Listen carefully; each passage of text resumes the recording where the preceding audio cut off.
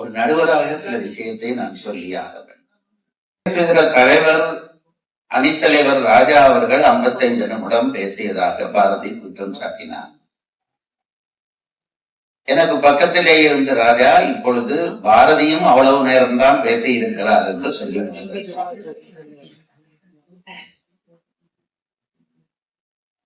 நான் நிகழ்ச்சி அமைப்பாளர்களுக்கு ஒன்றை சொல்ல விரும்புகிறேன். இலக்கிய மன்றம் என்று வந்துவிட்டால் அதிலே புகழ் பெற்றவர்கள் புகழ் பெறாதவர்கள் என்ற பாரபட்சம் இருக்கக்கூடாது. பேசுவதற்கு வழங்கப்படுகிற நேரத்திலே ஏதாவது ஒரு தொடர்பு இருக்க வேண்டும். பேச்சாளர்கள் மற்றைய பேச்சாளர்களுக்கு மிக குறுகிய நேரம் கொடுத்து தலைவர்களுக்கு அதிக நேரம் கொடுத்தால் கேட்கக்கூடிய பேச்சென்றாலும் கூட மற்றவர்கள் மனம் வாட வாய்ப்பு இருக்கிறது என்றபடியால் ஒரு சமநிலை பேண வேண்டும் என்று நிகழ்ச்சியாளர்களை நான் கேட்டுக்கொள்கிறேன். அற்புதமாக பேசினார்கள். விரித்து தீர்ப்பு சொல்ல நேரம் இல்லை. சில விடயங்கள் சொல்லலாம் என்று மனதுக்கு பட்டது இவர்கள் பேசுகிற பொழுது. பெண்களுக்கு கொடுக்கிற வாய்ப்பில்லை, ராமாயணத்திலே அப்படி சொல்லப்படவில்லை என்று ஆண்கள் அணியிலே சொன்னார்கள். பாரதி அதை மிக நேர்மையாக எதிர்கொண்டார். கைகையை பூணி மாற்றுகிற பொழுது கடைசியாக அவள் சொன்னது அதுதான். நீ ஆட்சியை ராமன் பெற்று விட்டால் சீதை கைக்கு அந்த அரண்மனை பொக்கிஷம் போய்விடும். அதற்கு பிறகு நீ என்ன செய்வாய்? உன்னிடம் யாராவது வந்து பிச்சை கேட்டால் வேண்டி ஈதியோ விம்முதியோ விமல் நோயால் மாண்டு போதியோ என்று கேட்கிறார். அதிலே இருந்து அவள் கொடுத்து கொண்டிருந்தவள் கொடுப்பது தடைப்படும் என்பதற்காகவே துடித்தவள் என்ற செய்தியை மிக அற்புதமாக எடுத்து காட்டினார். அது சந்தோஷத்துக்குரிய ஒரு செய்தி. கைகையை மட்டும்தான் கொடுத்தாள் என்று இல்லை என்கிறார் கம்பர். அதை நாம் புரிந்து கொள்ள வேண்டும். இந்த வள்ளல் என்ற பெயருக்கு எதிர்ப்பால் சொல்லி இருக்கிறதா என்று நம்முடைய பாரதி கேட்டார். ஒரு காலத்திலே வாரியார் சொல்லுவார், கந்தபுராணம் சொல்லுகிற பொழுது வள்ளல் என்ற சொல்லுக்கு எதிர்ச்சொல் தான் வள்ளி என்று வந்தது என்று சொல்லுவதை நான் கேட்டிருக்கிறேன். இப்போ இந்த பெண்களுக்கு கொடுக்கிற உரிமை இருந்தது பற்றி கம்பர் தனியே ஒரு பாடல் பாடுகிறார். அயோத்தியிலே இருந்த பெண்களுக்கு கல்வி உரிமையும் இருந்தது, செல்வ உரிமையும் இருந்தது என்ற செய்தியை அவர் பதிவு செய்கிறார். பெருந்தடங்கன் பிறழி முதலாக்கலாம் பொருந்து கல்வியும் செல்வமும் பூத்ததால் வருந்தி வந்தவர்க்கு ஈரரும் வைகளும் விருந்துமன்றி விளைவனை ஆகுல என்று அவர் கேட்கிறார். ஆகவே வருந்தி வந்தவர்களுக்கு பெண்கள் நிறைய கொடுத்து கொண்டிருந்திருக்கிறார்கள். ஆகவே பெண்களுக்கும் கொடுக்கிற ஆற்றல் இருந்திருக்கிறது என்பது ஒரு செய்தி. இன்னொரு செய்தி நான் சொல்ல குறிப்பிட்டு மட்டும் சில செய்திகளை சொல்கிறேன். இந்த கையை தேர்ச்சிலே கைவிட்டு தசரதனை காத்தாள் என்ற செய்தி கம்பனிலே இல்லை. அதை புரிந்து கொள்ள வேண்டும். தளர்ந்த பொழுது தேரை போர்க்களத்திலே இருந்து அப்புறம் கொண்டு போனாலே தவிர விரல் கொடுத்து காத்தாள் என்பது அது புராணங்களிலே வருகிற செய்தி. அதையும் நாம் குறித்து கொள்ள வேண்டும். அடுத்தது மிக முக்கியமான சில விஷயங்களை இவர்கள் சொல்லுகிறார்கள். நான் அதிசயித்து கேட்டேன். இந்த ராமாயணத்திலே இல்லாத விஷயங்களை பேசலாமா பேசக்கூடாதா? ஒரு தர்க்கம் வந்தது. அதாவது சில செய்திகள் இப்ப சுதகீர்த்தி பற்றியோ மாண்டவி பற்றியோ உரிமிடை பற்றியோ ஒரு செய்தியும் ராமாயணத்திலே இல்லை என்பது உண்மைதான். பெயர்கள் பதிவாகி இருக்கின்றன. அவர்கள் பற்றி அவர்கள் என்ன செய்தார்கள் என்று அவர்களுடைய இயக்கம் செய்தியிலே இல்லை. ஆகவே அதை பேசாதீர்கள் என்று இவர்கள் சொன்னால் பாரதி பாஸ்கர் அவரோடு பேசுகிறார்கள். பேசியதைத்தான் நாம் பேச வேண்டுமா? ஒரு புலவன் எல்லாவற்றையும் பேச முடியுமா? சிலவற்றை உணர்த்துவான் அல்லவா? அந்த உணர்த்துவதையும் சேர்த்து ரசிக்கிற உரிமை ஒரு ரசிகர்களுக்கு உண்டு என்பது பாரதியினுடைய கருத்தாக இருக்கிறது. இந்த கருத்தை நடுவராக நான் அங்கீகரிக்கிறேன். ஏனென்றால் நிச்சயமாக நாம் ஒரு புலவன் முழுவதும் சொல்ல முடியாது. நான் பலதரமாக பல மேடைகளிலே சொன்ன செய்தியைத்தான் ஒரு வினாடியில் சொல்லுகிறேன். நான் எப்பொழுதும் கேட்கிறது ஒன்றுக்கு பிறகு வருகிற தானம் எத்தையது என்று கேட்பேன். எண்ணுகிற பொழுது ஒன்றுக்கு அடுத்ததே என்ன தானம் இங்கு கூட சொல்லி இருப்பேன். நாம் உடனே 2 என்று சொல்வோம். ஒன்றுக்கு அடுத்த தானம் 2 அல்ல, அதற்குள்ளே கோடி தானம் இருக்கிறது. 1.1 1.2 என்று விரியும். பிறகு 1.01 1.02 என்று அதற்குள்ளே 10 விரியும். அப்படி சைபர்களை கூட்ட கூட்ட கூட்ட கூட்ட தானங்கள் விரியும். இதெல்லாம் உள்ளுக்கு இருக்கிறது என்று தெரிந்து கொண்டுதான் நாங்கள் ஒன்றுக்கு அடுத்தது 2 என்கிறோம். இடையிலே எல்லாம் சொன்னால் கணிதம் முடியாது.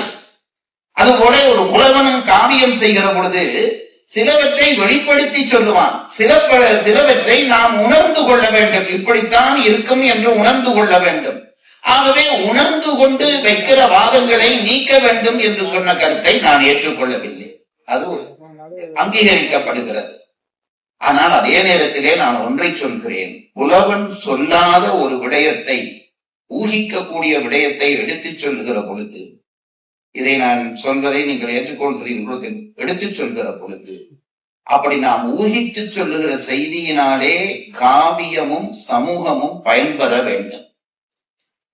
காவியத்தை இறக்குகிற வகையிலே நாம் செய்தி சொல்லிவிடக் கூடாது. அனுபவம் மிக்க பாரதி பேசின பொழுது எனக்கு கொஞ்சம் துடித்தது. என்னவென்றால், இந்த 60,000 மனைவியர்கள் இறந்தார்களே, தீக்குளித்து இறந்தார்களே, தசரதன் இறந்த உடனே எத்தனை பேர் தூக்கி போடப்பட்டார்களோ என்ற செய்தி நாம் சொல்லக்கூடாது. ஏன் சொல்லக்கூடாது என்று நினைக்கிறேன் என்றால், அது ஒரு பிழைக்கான முன்னுதாரணமாக போய்விடும். இப்படியும் இருக்கும் என்று காவியத்திலே கற்பனை பண்ணுவதற்கு நான் எப்பொழுதும் சொல்வது, சந்தன குச்சியை எடுத்து சாக்கடை கட்டக்கூடாது, என்னுடைய அபிப்பிராயம். ஆகவே ஒரு புது கற்பனை சொன்னால் அது காவியத்தை சிறப்பிக்க வேண்டும், அதை தாழ்த்துகிற. இன்றைக்கு இருக்கிற பிரச்சனையும் இருக்கிறது. இந்த பெண் விடுதலை பற்றி பேசுகிற பொழுது பல விஷயங்கள் பேசுகிறோம். பிற்காலத்திலே அப்படி நடந்தும் இருக்கும். ஆனால் புலவன் பாடுகிற பொழுது அத்தனை பேரும் தசரதன் மேல் கொண்ட அன்பின் காரணமாக உயிர் விட்டார்கள் என்பதுதான் செய்தி. அத்தகைய செய்திகளை நான் 2 பக்கத்துக்கும் சொல்லுகிறேன். அதை நாங்கள் செய்யக்கூடாது. சீதை தீக்குளித்தாள் என்றால் அந்த தீக்குளிப்பிலே இருக்கிற தூய்மையை உணர வேண்டும். ஏதோ அவள் தன் பிழை செய்து விட்டு தன்னை நிரூபிக்க இறங்கினாள் என்று பேசுவதெல்லாம் தவறு. நான் ஒன்று சொல்றேன், பட்டிமண்டபத்தினாலே வருகிற நன்மை என்னவென்று கேட்டால், சும்மா இப்ப இதையே தனித்தனி நிமிஷம், ஒரு 55 நிமிஷம் இவர்கள், 55 நிமிஷம் இவர்கள் பேசி இருந்தால் இந்த பயன்பாடு விளைந்திருக்கார். நான் எப்பொழுதும் சொல்வதுண்டு, ஒரு வாதம் என்று வந்தால் நம் புத்தி உடனே தர்க்கத்துக்கு தயாராகிறது. இப்போ இதுல இருந்து நான் ஒரு 3 மணி நேரம் ராமாயணம் பேசினா ஒரு பிள்ளை அடுத்த முறை கம்பன் விழாவுக்கு வராது. எனக்கு அது நன்றாக தெரியும். அதே நேரத்தில் இப்படி ஒரு தர்க்கம் என்றால் எல்லாரும் இவ்வளவு நேரம் இருந்தும் கேட்கிறீர்கள். இதுல நான் சொல்ற வீதியிலே ஒருத்தன் இருந்து பேசிக் கொண்டிருந்தால் ஒருத்தரும் கவனிக்க மாட்டார்கள். 2 பேர் சண்டை பிடித்தால் கவனிப்பார்கள். அந்த கவனிப்பை ஈர்ப்பதற்காகத்தான் இந்த பட்டிமண்டபங்களை கம்பனடி பொடி அவர்கள் தொடங்கினார். இதிலே நீங்கள் நினைப்பீர்கள், பெண்கள் அணியிலே இவர்கள் 100% விசுவாசமாக பேசினார்கள், இவர்கள் 100% ஆண்கள் அணியிலே விசுவாசமாக பேசினார்கள் என்று நீங்கள் நம்பினால் ஏமாறந்தவர்களா? அடுத்த முறை இதே பட்டிமண்டபத்தை போட்டு இந்த பெண்களை ஆண்கள் அணிக்கும், ஆண்களை பெண்கள் அணிக்கும் பேச விட்டு பாருங்கள். இன்றைக்கு பேசிய வாதத்துக்கு நேர எதிரான வாசம் நாம் நம்பும்படியாக வரும். வாதத்திலே பட்டிமண்டபத்திலே நான் எப்பொழுது உண்டு, பேசுகிற பேச்சாளர்களுக்கே அதில் நன்மை உண்டு. என்னவென்றால், பட்டிமண்டபத்திற்காக நாங்கள் சில கருத்துக்களை தயார் பண்ணுவோம். பிறகு எதிரணி பேசுகிற பொழுது அவர்கள் அதை எப்படி பார்த்தார்கள் என்ற எண்ணம் நமக்கு புதிதாக வந்து சேரும். எங்கள் அணியிலே பேசுகிறவர்கள் பேசுகிற பொழுது இதை நான் விட்டுவிட்டேனே என்று நினைத்து அந்த கருத்து எனக்குள்ளே வரும். இப்படி ஒரு நேரத்திலே பல பயன்பாடுகளை பெறக்கூடிய வகையிலே அமைவதுதான் இந்த பட்டிமன்ற நிகழ்ச்சி. இந்த நிகழ்ச்சியை நாம் நேர்மையாக பார்க்க வேண்டும். இப்பொழுது இவர்கள் செய்த வாதம் சரியா, இவர்கள் செய்த வாதம் சரியா என்பதல்ல நான் சொல்ல போகிற தீர்ப்பு. 2 பேருக்கும் தீர்ப்பு சொல்லலாம். ஒண்ணும் ஏன்னா அவ்வளவு அழகா 2 பேரும் பேசி இருக்கிறார். 2 பேருக்கு தீர்ப்பு சொன்னாலும் நான் சொன்னது சரி என்றுதான் ஆகும். ஆனால் சில விஷயத்தை மட்டும் இந்த தீர்ப்பினூடாக நான் உங்களுக்கு சொல்ல விரும்புகிறேன். ஓரிரு எனக்கு அதிக நேரம் தேவையில்லை, மிக சுருக்கமாக. தியாகம் என்பது பெரிது. இந்த 3 பெண்களை சொன்னார்களே, மாண்டவி, சுதகீர்த்தி, ஊர்மிளை, இதிலே 2 பெண்களை கூட நான் விட்டு விடுவேனே. அவர்கள் கணவனை பிரிந்து இருக்கவில்லை. பரதன் நாட்டிலே இருந்தான், சத்ருகன் நாட்டிலே இருந்தான். இந்த ஊர்மலை இருக்கிறாளே லக்குவன் மனைவி, எனக்கு அது காவியம் படிக்கிற பொழுது நானே சங்கடப்படுவேன். என்னவென்று கேட்டால், கோசலைக்கு போய் சொல்லிவிட்டு போகிறார்கள், சீதையிடம் போய் செய்தி சொல்கிறார்கள், சுமித்திரையிடம் போய் செய்தி சொல்கிறார்கள்.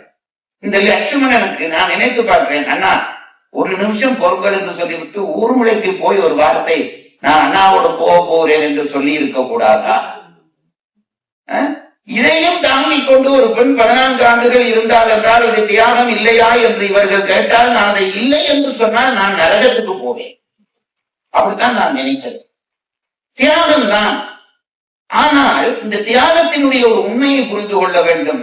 சொல்லாததை எல்லாம் சிந்திக்கலாம் என்று சொன்னீர்களே, நான் எங்கோ இப்படி பட்டிமன்றங்களிலே கேட்ட ஒரு செய்தி தான். யாரோ ஒரு எழுத்தாளர் பின்னாலே கற்பனை பண்ணினாராம். ராமாயணம் முடிந்து விட்டது, ராமலட்சுமணர்கள் வருகிறார்கள், சீதையோடு வருகிறார்கள். ஊரே திரண்டு அவர்களை பார்ப்பதற்கு ஓடி போய் ஊரிலே நின்று அவர்கள் வருகிற காட்சியை பார்த்து ஊரே போய் நிற்கிறதாம். அப்போ ஒரு அரண்மனையிலே இருந்த ஒரு சேடி பெண் ஊர்மலையும் போயிருப்பாளே, லட்சுமணன் வருகிறான் அல்லவா, மற்றவர்களை விட அவளுக்குத்தானே அதிகம் ஆர்வம் இருந்திருக்கும். இவள் ஓடி போய்விட்டாரா என்று பார்த்தால் அவள் அப்பதான் இருந்து ஏதோ வேலை செய்து கொண்டிருக்கிறார், ஏதோ பேப்பர் படிச்சிருப்பாள் போல இருக்குது, பேசாம இருந்து படித்துக் கொண்டிருக்கிறார். இவளுக்கு ஆச்சரியம், ஓடி போய் தட்டினாள், ஊர்மலை உனக்கு செய்தி தெரியுமா என்றார். அவள் என்ன செய்தி என்று கேட்டார். உன் கணவன் லட்சுமணன் வந்து கொண்டிருக்கிறார் என்றார். இது சொன்ன உடனே இதுவரை தெரியாம தான் பேப்பர் படிச்சுட்டாள் நினைச்சு, சொன்ன பேப்பரை கிழிச்சு போட்டு ஓடுவார் என்று நினைச்சா, அப்படியா என்று விட்டு இவள் திருப்பி பேப்பர் படிக்கிறார். அப்பதான் இவள் கேட்டாலாம், ஊர்மலை உனக்கு இதிலே ஒரு ஆர்வம் இல்லையா? லட்சுமணன் வருகிறாரே, உன் கணவர் வருகிறாரே, 14 ஆண்டு பிரிந்த கணவர் வருகிறாரே, நீ போய் பார்க்கவில்லையா என்று கேட்ட உடனே அவள் சொன்னாலாம், உனக்கு ஒரு செய்தி தெரியுமா? 14 ஆண்டுகள் லட்சுமணன் தூங்காமல் இருந்தார் என்று எல்லாரும் பாராட்டுகிறீர்களே, நானும் 14 ஆண்டுகள் தூங்கவில்லை, உனக்கு தெரியுமா என்றால் உண்மை. என்னது, நீயும் 14 ஆண்டுகள் தூங்கவில்லையா? லட்சுமணன் காட்டுக்கு போனான், அண்ணனை காவல் செய்ய இருந்தான், அவன் தூங்காமல் இருந்தது சரி, நீ ஏனம்மா தூங்காமல் இருந்தாய் என்று தோழி கேட்ட உடனே ஊர்மலை சொன்னாலாம், என் கணவர் ராமனை காக்க வேண்டும் என்று உத்தரவு பெற்று போய் காக்க போயிருக்கிறார். நான் தூங்கினால் என் கணவரையே நினைக்கிற காரணத்தினாலே என் கனவிலே சில நேரத்திலே அவர் வந்து விடுவார். கனவிலே இங்கே வந்தாலும் ராமனுடைய காவல் குறைந்து விடுமே என்பதற்காக நான் கனவிலே கூட அவன் வர வேண்டாம் என்று தூங்காமல் இருந்தேன். லட்சுமணனை பார்க்க நீ போய் ஓடி போய் பார்க்கவில்லையே, ஏன் பார்க்கவில்லை என்றதுக்கு அடுத்த பதில் சொன்னாள், பிரிந்திருந்தால் தானே நான் அவரை தேடி பார்க்க வேண்டும். 14 ஆண்டுகளும் அவர் என்னோடு தான் இருந்தார், ஆகவே எனக்கு அவரை புதிதாக பார்க்க ஒன்றும் இல்லை என்று சொன்னார். இந்த தியாகங்கள் இப்படி இந்த செய்திகளை படிக்கிற பொழுது சிலிர்க்கிறது. இப்படி எல்லாம் இது ராமாயணத்திலே இல்லை. ஆனால் இப்படி ஒரு செய்தியை எடுத்து தருகிற பொழுது நாம் நெகிழ்ந்து போகிறோம். போட்டி என்று பார்த்தால் தியாகம் என்றால் நான் எப்பவும் சொல்லுகிறேன் பாருங்கள், ஒன்று கடமைக்காக செய்த சில தியாகங்கள் இருக்கின்றன. நான் இந்த பட்டிமண்டபத்திலே சொல்லப்பட்ட தியாகங்களிலே அத்தகைய தியாகங்களை எல்லாம் நான் நீக்கி விடுகிறேன். அதை தீர்ப்புக்கு சார்பாக நான் எடுக்கவில்லை. கடமைக்காக சில தியாகம் செய்வோம். அண்ணன் காட்டுக்கு போய்விட்டான், என்னாலே போய்விட்டான், ஆகவே நான் 14 ஆண்டுகள் இப்படியே தவம் வாழ்க்கை வாழ்வேன் என்று பரதன் சொன்னானே, அதற்கு பின்னாலே அவனுக்கு அவன் விரும்பி ஏற்காவிட்டாலும் அவனுக்கு பின்னாலே ஏற்பட்ட ஒரு பழி இருக்கிறது. பழியை துடைப்பதற்கான அந்த கடமைப்பாட்டோடு அவன் தியாகம் செய்தான்.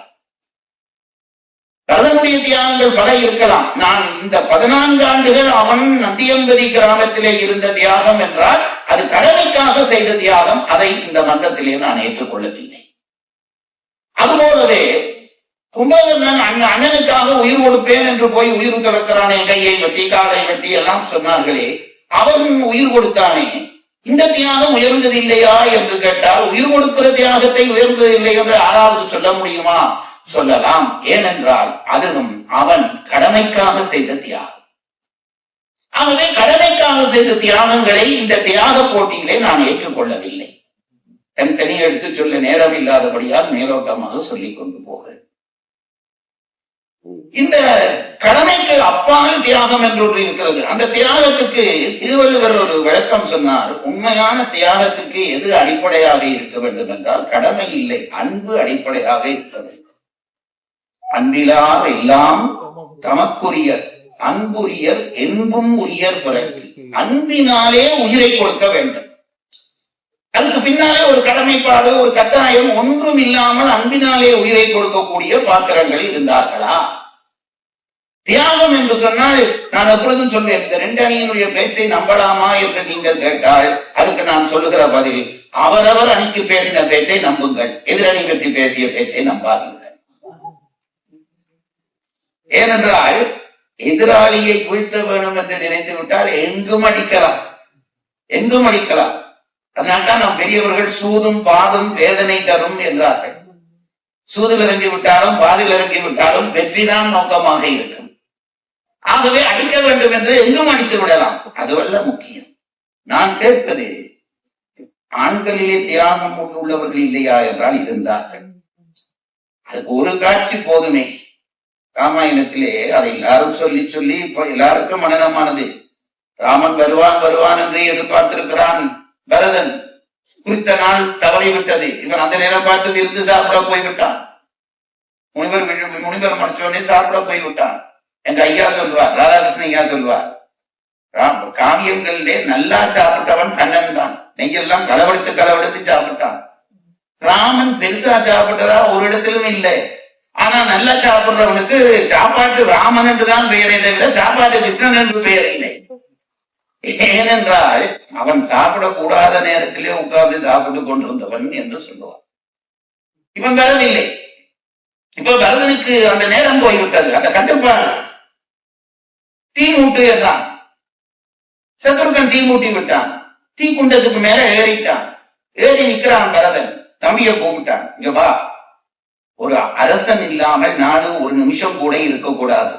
அதனால்தான் இந்திரா காந்தி போன்றவர்கள் எல்லாம் இறந்த உடனே இறந்து விட்டார்கள் என்று தெரிந்தும் அந்த செய்தியை ரொம்ப லேட்டாக அறிவித்தார். ஏனென்றால் இறுதி கை முடிவெடுக்கிறவன் இல்லாமல் விட்டால் அந்த நிமிடத்திலே எதிரி பூந்தால் ஒரு நாடு நாசமாகி போய்விடும். ஆகவே அந்த கட்டாயம் இருக்கிறது. அப்ப பரதன் கூப்பிட்டான், நானும் செத்து போய்விட்டால் நாட்டுக்கு தலைவன் இல்லாமல் நாடு அடைந்து போய்விடும். அதனாலே உனக்கு நான் கட்டளை இடுகிறேன், இந்த ஆட்சியை நீதான் ஏற்றுக்கொண்டு இந்த நாட்டை பார்த்துக்கோ. நாங்களாக இருந்தால் என்ன செய்திருப்போம்? இது சொல்லி முடிக்கிறதுக்குள்ளே பரதனை நாங்களாக தீக்குண்டத்துக்குள்ளே தள்ளி விட்டிருப்போம். அப்படித்தானே அரசியல் போய்கொண்டிருக்கிறது. அவன் என்ன சொன்னான் என்று ஒரு பாடல் எல்லாரும் சொல்வார்கள். இதனை பார்த்து சொல்லுகிறான், தானால நிலமகளை கைவிட்டு போனானை காத்து பின் போனானும் ஒரு தம்பி. காட்டுக்கு அப்பா சொல்லிட்டு அண்ணா காட்டுக்கு போயிட்டான்டா. அவன் நம்ம சகோதரன் தானே. பரதன் சொன்னான், ஆமா. போனவன் அவனை காக்க வேண்டும் என்பதற்காக எனக்கு மனைவி பிள்ளைகளும் வேண்டாம் என்று அவன் பின்னாலே போனானே லட்சுமணன், அவன் நம்ம சகோதரன் தானே. ஆம், நம்ம சகோதரன் தான். போனவர்கள் சொன்ன தேதியிலே வரவில்லை என்று பொழுதும் பெண்கள் தான் உணர்விலே மிக்கவர்கள். ஆண்கள் அறிவு சார்ந்து திட்டமிட்டு செய்வார்கள். எந்த திட்டமும் இல்லாமல் செயல்படுவதிலே பெண்களினுடைய உணர்வுக்கு நிகர் ஒன்றும் இல்லை என்றபடியார் கம்பனுடைய பெண்பாத பாத்திரங்களுக்குள்ளே தியாகத்தின் உயர்வு தொடுகிறவர்கள் பெண்கள் தான் என்று தீர்ப்பு கூறி விளைவுகிறேன்.